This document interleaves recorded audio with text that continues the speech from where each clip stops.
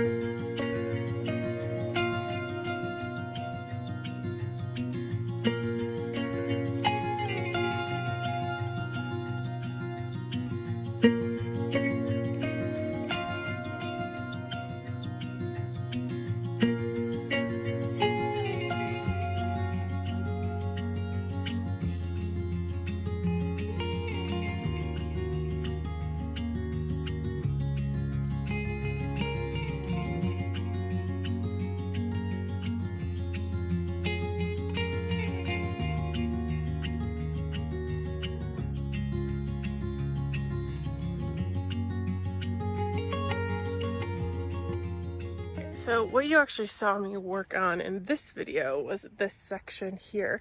I actually had intended to take the banana cream daisies with me, but I instead divided them because I was able to do that quite easily.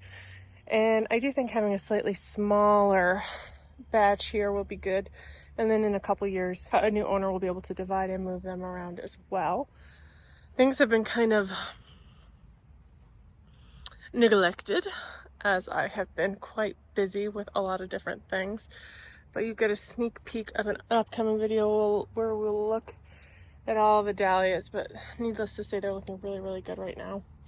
This sedum you saw me take a chunk of. I usually like to shape it better, but I had to do this before the sun hit it because, as you might be able to see, it is absolutely swarmed with pollinators. Like, look at all the bumbles. Like, you can hear the buzz, and it's a really nice sedum are a great thing. Very low fuss, don't need a lot of water, don't like to be fertilized, and they provide such a needed bloom late summer for pollinators. And you can see that this one I took a chunk of. Normally I'd like to fit it a little better, but I couldn't. I also took a very small chunk of that one, and the flapping, I don't know if that was on, I don't know if I captured that on film. If I did, you saw it already. If not, I captured some of that. And it flopped a little bit when I did that, but we actually had a lot of rain the last few days. That mostly is why that is flopped. If we kind of go through this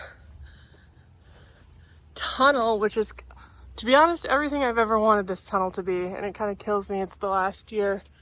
It's finally, I also haven't had a chance to pick any of these cucamelons. Oh, but here, this brings us to the next area that underwent some changes. I had 3 of these spiderworts. They are purple spiderwort. At the cottage we have some white ones, and my mom requested a purple so that they could intermingle them. So I took 1 of the 3 plants. I also took a nice chunk of this ajuga because I really like it. And I took a chunk of this hosta. I actually intended to take more of it. And I was going to dig the whole thing up and then split it, but I kept running into roots of this tree. This is a red bud. I don't know if they're supposed to put on seeds, but this does every year. I actually hate the look of it. Maybe I'll just need to find a sterile variety for my new place. But that's why there's a slight odd chunk out of this. Hostas are probably best to divide in the spring when they first start, like the little nubs start emerging. But honestly, there's not a bad time to divide them except probably in the heat of summer. When, like, today is 60, so not so much heat. And next year, this odd chunk will not be visible. When it comes up, it'll be a perfectly round thing again, and it'll still be a really good size. Because to be honest, what I'd intended to do is divide it into 4, and you can see that actually there were naturally 3 divisions left. But I decided I got my one chunk, that's all I really cared about, and I don't want to damage this tree. My dad also did dig the peony tree. There was actually, and I had noted this in an earlier video, a piece of the rootstock that had come up that was reverting because peony trees are grafted. So we took that out and planted it back in this space. So there'll be a pretty peony here to enjoy. You can see that the dahlias took a bit of a beating in the rain as well. They're all flopped over, but they still have some moments of beauty. And I'm really, even though I did divide quite a number of plants in this area, I think it still looks lush and gorgeous. And I hope whoever loves this garden next will enjoy it for years to come. So that, with the exception of the dahlias and actually some blackberry plants that are intermingled in the dahlias that I can't really get out without damaging the dahlias, is it for the backyard, which is actually such a relief. It's not fully over because there's a couple things along the side and in the front yard that I also want to take. So I think in this video we'll probably just do the side and start around in the front. We'll just kind of have to see how it goes and we'll go from there. But let me give you a quick overview of what I'm hoping to take, well, really divide in all these areas. I already did a lot of work in this area. I took out the rows and the trellis quite some time ago, and in the process divided these phlox long time ago and moved stuff around. So there's not actually a ton in here I want to take. I would love to take this, but I think it would be so sorely missed. I'll just have to make note of the variety and buy it again. You may note like all this grassy texture. I really think that these are the grape hyacinth. They spread by bulb division as well as seeds, and I think these are the seeds that dropped and are spreading because this whole bed is actually full of grape hyacinth in the spring. The myrtle has taken pretty well though. Well, this is not grape hyacinth, this is a weed. Okay, and actually what I was hoping to take here, I'm not sure if I even see, there's supposed to be a clematis that I think got accidentally weeded. So I'm going to leave that. That was a Charmaine. That's a bummer, but I do want to take 1 or 2 if I can find healthy ones of these lupins. These have been coming back year after year for quite some time. I don't know if that's just one or if there's more. I know there's some really small seedlings. I'll have to look around. I'd love to take that. I also am planning to divide this peony now that I know how to do it a lot better.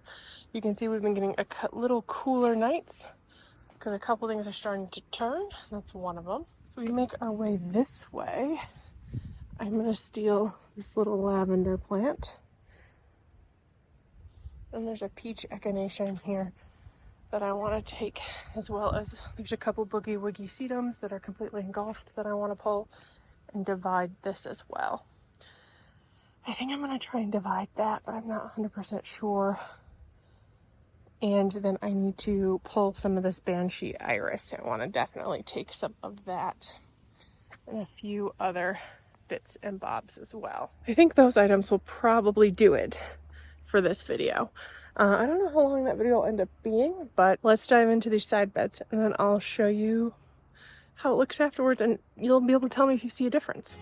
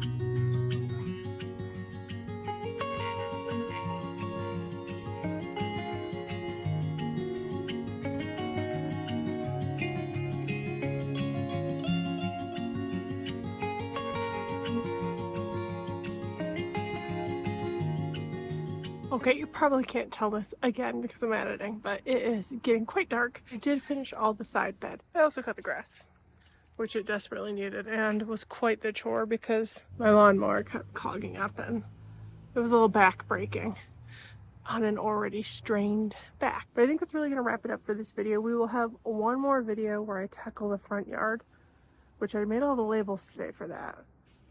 And there's going to be a large number of plants that will be divided. Mostly hostas and things and toad lilies, but that's going to be a bit ambitious. Might be 2 videos. I'm thinking it'll just be 1. But we'll just have to kind of wait and see how it goes. But you'll definitely want to check back. In particular, you won't want to miss the next video because there's an announcement coming in that one. So make sure you check back. I really appreciate you joining me today, and I can't wait to see you next time. Bye-bye.